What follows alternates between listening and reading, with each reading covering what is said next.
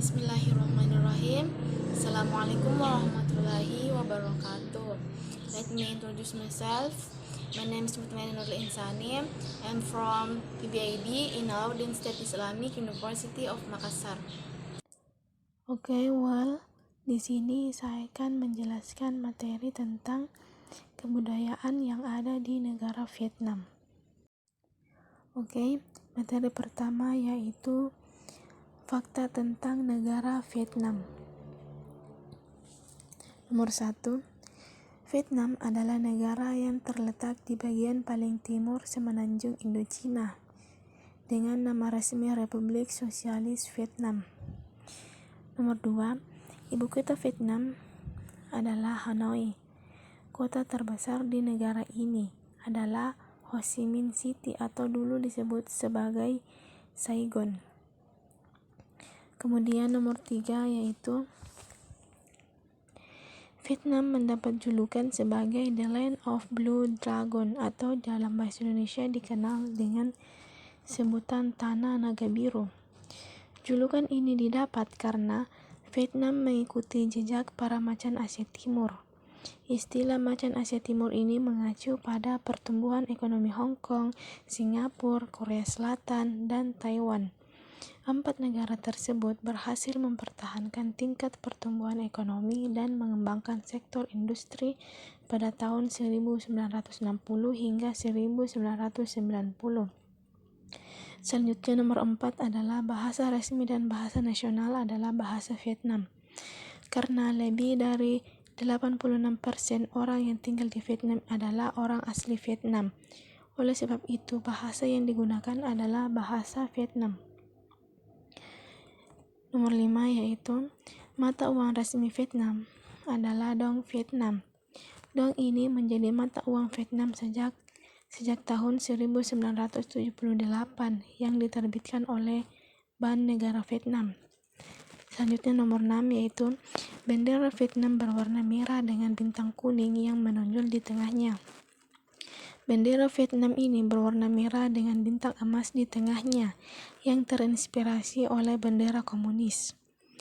Merah mewakili darah semua patriot yang mengorbankan hidup untuk kebebasan Vietnam, sedangkan kuning mewakili kulit orang Vietnam. Selanjutnya nomor 7 adalah Vietnam merupakan negara dengan banyak sepeda motor. Menurut data pada awal tahun 2017 ini, terdapat lebih dari 45 juta sepeda motor di Vietnam. Oleh karena itu, banyak orang Vietnam tidak memiliki mobil karena pajak tinggi yang berkisar 100% hingga 200%. Maka hal ini membuat sepeda motor menjadi moda transportasi yang lebih terjangkau bagi warga Vietnam. Kemudian nomor 8 yaitu pahlawan terbesar Vietnam adalah Ho Chi Minh. Ho Chi Minh atau dikenal sebagai Paman Ho ini selalu muncul sebagai pemimpin luar biasa sepanjang sejarah modern Vietnam, mulai saat membebaskan negara Vietnam dari kolonialisme hingga memimpin selama Perang Vietnam. Kemudian slide kedua yaitu tentang vocabulary atau kosakata yang terdapat di negara Vietnam.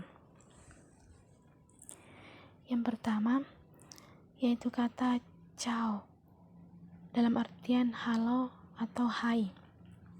Selanjutnya ciao buoi sang artinya selamat pagi. Selanjutnya xin chào yang artinya selamat siang. Chào buổi tối yang artinya selamat sore atau selamat malam. Kemudian hẹn gặp lại yang artinya sampai jumpa. Cham on yang artinya terima kasih. Kemudian xin lỗi yang artinya maaf. Tôi tên là yang artinya nama saya. Kemudian tôi không hiểu chai do yang artinya saya tidak mengerti. Kemudian terakhir yaitu Tôi đến yang artinya saya berasal. Kemudian slide selanjutnya yaitu tentang unique things in Vietnam atau hal-hal unik yang ada di Vietnam. Ada banyak hal unik yang terdapat di negara Vietnam, tetapi hanya beberapa yang akan saya jelaskan. Yang pertama yaitu helmet for women atau helm khusus wanita. Rambut panjang itu selalu dikuncir kuda. Tentu saja bila memakai helm akan terasa kesulitan. Untuk itu, pembuat helm di Vietnam membuat helm khusus wanita dengan cara membuat lubang di helm bagian belakang sehingga wanita yang mempunyai kuncir kuda tidak perlu bingung lagi. Kemudian yang kedua, the house in small and tall. Maksudnya rumah kecil dan tinggi. Bentuk rumah di Vietnam ini kebanyakan kecil, hanya selebar 4 meter tetapi dibuat menjulang sangat tinggi, bahkan bisa sampai 7 lantai. Hal ini karena tanah di Vietnam, terutama di perkotaan itu sangat mahal, sehingga tanah warisan dibuat tinggi ke atas dengan harapan dapat menjadi tempat tinggal bagi seluruh keluarga, anak, dan cucu. Kemudian yang ketiga, masker unik untuk motor. Salah satu kebiasaan atau hal unik warga Vietnam dalam bermotor adalah memakai masker dari kain yang menutup rapat wajah mereka dengan bentuk masker yang unik dengan kain yang berwarna-warni. Anehnya lagi, kebiasaan ini juga terlihat saat mereka naik bis ataupun berjalan-jalan di tempat umum. Kemudian nomor 4, yaitu mini table and chair for kongkow atau kongkow disebut sebagai teman nongkrong. Salah satu kebiasaan unik dari warga Vietnam itu adalah kongkow atau cangkruk dalam bahasa Jawa. Pada setiap kesempatan baik pagi sebelum masuk kerja ataupun setelah pulang kerja, mereka akan duduk-duduk di warung tepi jalan bersama teman ataupun tetangga sambil makan kuaci dan minum teh. Untuknya lagi, meja dan kursi yang mereka gunakan berbentuk mini seperti meja kursi anak di bangku TK. Kemudian nomor 5, plat nomor kendaraan hanya satu sisi. Bila di Indonesia dan sebagai negara lainnya, plat nomor kendaraan bermotor ada 2 sisi, yaitu di depan dan di belakang, tetapi sangat berbeda dengan di negara Vietnam. Plat nomor kendaraan hanya berada di belakang saja. Kemudian nomor 6 yaitu always take a nap atau selalu tidur siang. Pada pukul 12 siang sampai jam 3 waktu setempat adalah saatnya untuk tidur siang bagi masyarakat Vietnam. Sebagian besar toko akan ditutup dan para pekerja kantor akan tidur di kursi ataupun di lantai. Bahkan transportasi umum antar kota juga memiliki bus khusus yang dilengkapi dengan tempat tidur susun. Kemudian slide selanjutnya yaitu tentang celebration and arts atau perayaan dan kesenian. Yang pertama yaitu tentang Tết Nguyên Đán. Tết Nguyên Đán adalah perayaan Imlek versi Vietnam. Tentunya festival ini menjadi salah satu festival terbesar di Vietnam. Tết Nguyên Đán ini sudah semacam lebaran versi Indonesia, sehingga dirayakan di seluruh pelosok Vietnam. Dalam festival ini, warga Vietnam berterima kasih pada Tuhan terhadap berkah yang mereka dapatkan selama setahun penuh. Selama festival ini, kota-kota besar yang ramai seperti Hanoi dan Ho Chi Minh City kurang ramai karena banyak orang yang melakukan perjalanan kembali ke kota asal mereka untuk merayakan bersama keluarga. Tết Nguyên Đán juga akan dirayakan dengan pesta kembang api yang super meriah. Kemudian Tết Nguyên Đán ini akan diadakan sekali setahun, yaitu pada tanggal 25 Januari. Selanjutnya the number second is Perform Festival. Kalau tadi lebaran, maka parfum festival ini sedikit mirip dengan naik haji. Kalau kita di Indonesia, warga lokal akan mengunjungi pagoda parfum, tentunya untuk berdoa pada Buddha dan berharap tahun yang baik bagi mereka. Biasanya akan dimulai dengan barongsai di pagoda Dentrin, lalu menyusuri sungai Yen di dasar gunung Huang. Berikutnya, perjalanan ini dilanjutkan dengan meniti tangga menuju Gua Huang Tin. Jadi, orang yang hanya ingin menikmati festivalnya tanpa lelah mengikuti perjalanan, mereka bisa juga menikmati berbagai pesta dan kuliner lokal, karena akan banyak sekali pedagang yang menjajakan berbagai kuliner khas Vietnam. Kemudian, festival ini rutin diadakan tiap tanggal 15 di kalender bulan pertama atau terdekat tanggal 8 Februari. Oke, selanjutnya yaitu nomor 3, water puppet atau wayang air.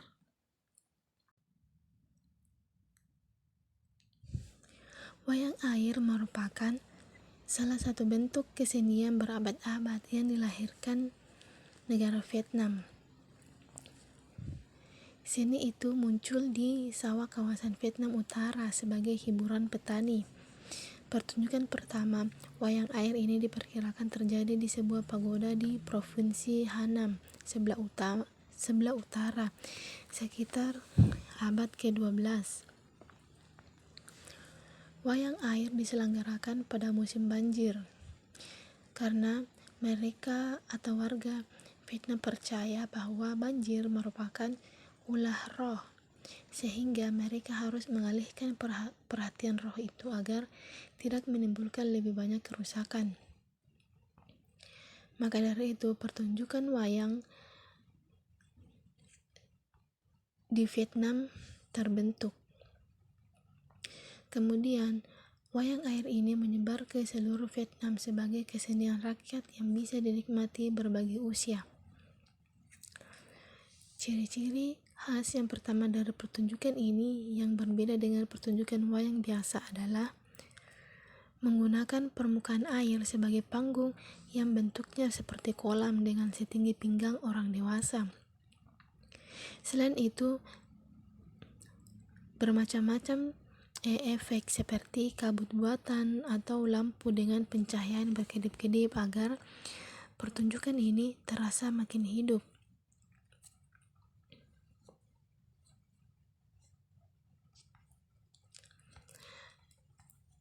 Boneka wayang air ini terbuat dari kayu dan dipernis sehingga tahan air.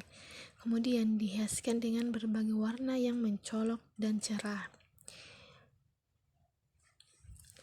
Boneka wayang air ini dibentuk dengan berbagai bentuk, seperti bentuk nelayan, bentuk petani, binatang, maupun bentuk perahu, tergantung cerita yang akan mereka sampaikan. Jadi, oleh karena itu, boneka wayang air ini kelihatan segar, lucu, dan sangat simbolis. Wayang air ini diiringi dengan lagu-lagu tradisional Vietnam atau Cheo yang dinyanyikan oleh para sinden. Lagu-lagu itu juga diiringkan dengan orkestra tradisional Vietnam yang dimainkan di sebelah kolam. Wayang air itu dikendalikan oleh para dalang di balik panggung yang tertutup layar bambu. Mereka merendam setengah badannya dalam air untuk mendalang boneka wayang dengan tongkat panjang, sehingga boneka wayang ini dapat digerakkan di atas permukaan air. Jadi ketika pertunjukan telah selesai, biasanya dalang-dalang akan muncul dari belakang layar bambu untuk menerima tepuk tangan dari para penonton.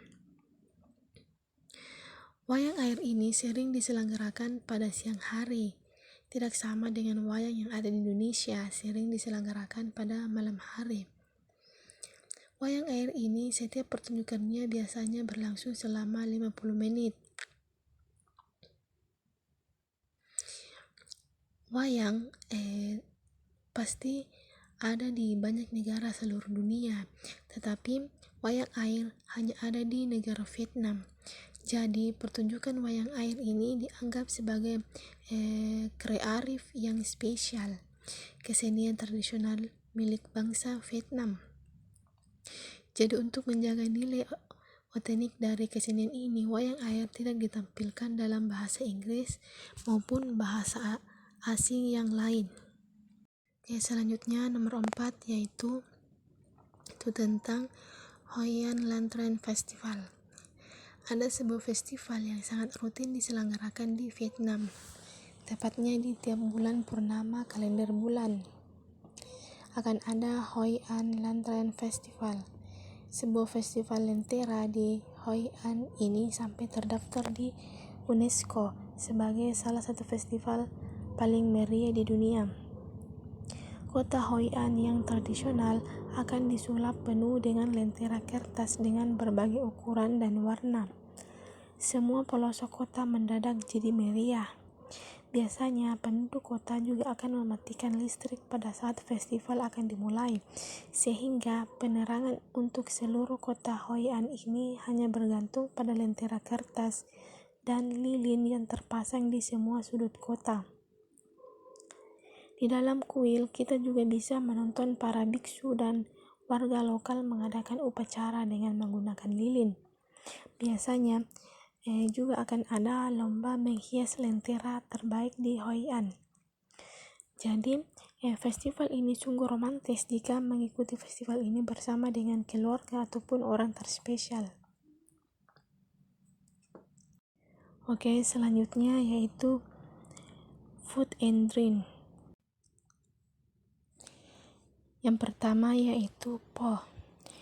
Pho ini dianggap sebagai hidangan nasional Vietnam.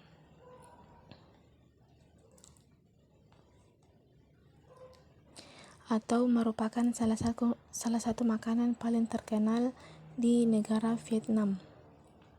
Berupa mie dari tepung beras yang kemudian disiram dengan kuah kaldu sapi bening dan diberi topping irisan daging sapi tipis. Jadi untuk menyimbangkan rasa kaldu sapi, pho ini disantap dengan irisan jeruk nipis dan daun ketumbar yang memberi sensasi aromatik. Pho ini disebutkan ada jauh sebelum masa penjajahan Prancis di Vietnam. Kala itu di Vietnam ada banyak sapi lantaran permintaan orang Prancis yang gemar makan sapi.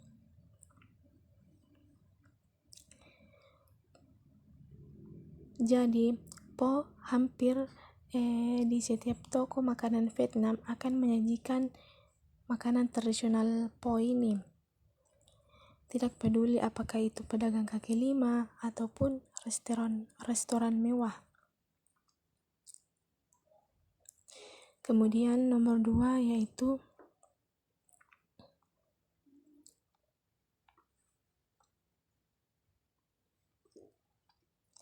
nem ram atau risol khas Vietnam. Risol jika di Indonesia biasanya berisikan kentang dan beberapa macam sayuran lainnya. Lain di Vietnam, risol yang disajikan di sana memiliki isian yang lengkap seperti daging cincang, daging kepiting atau udang, bawang bombay, telur bebek, dan sayuran yang seperti toge, irisan wortel, dan sayuran lainnya. Bahan-bahan tersebut diaduk dan diratakan kemudian dimasukkan ke gulungan kulit yang terbuat dari tepung beras kemudian digoreng. Nem ram atau risol khas Vietnam ini sangat nikmat jika kita memakannya bersama keluarga. Kemudian nomor 3 yaitu Chapi atau kopi khas Vietnam.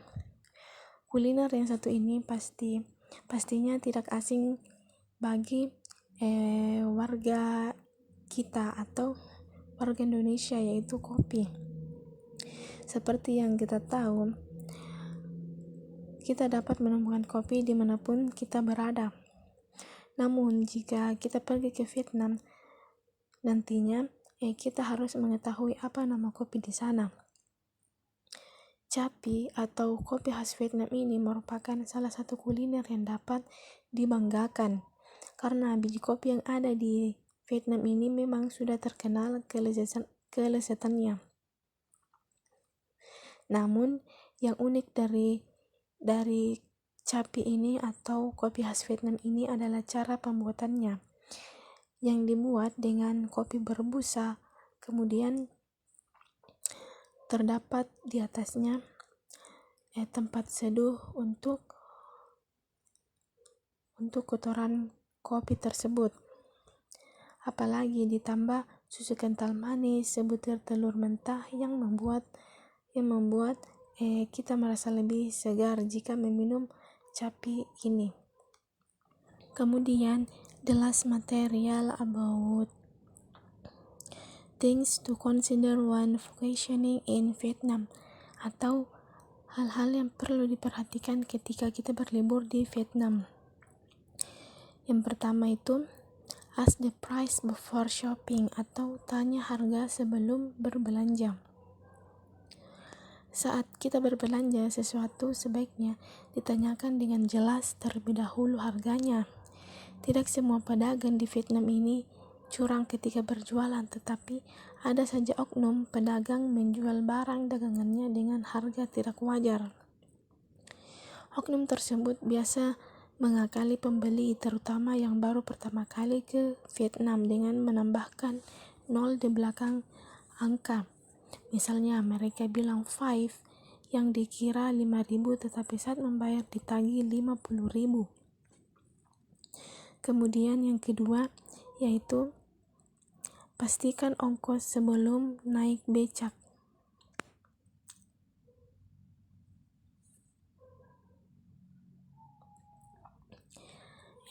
Modus oknum tukang becak nakal sama dengan pedagang, yakni dengan menambahkan 0 di belakang angka. Misal saja ongkos naik becak jarak dekat awalnya disepakati 15.000 dong, tetapi ketika sampai penumpang akan dikenakan ongkos 1.500.000 dong atau setara 800.000, yang sama saja dengan sewa becak 1 jam. Namun tidak semua tukang becak di negara Vietnam itu nakal, tetapi sebaiknya ketika menaiki becak kita terlebih dahulu menulis pada secari kertas harga kesepakatan awal sehingga oknum si tukang becak tersebut tidak menambahkan 0 di belakang angka secara sepihak. Kemudian yang ketiga yaitu modus tukang pijat.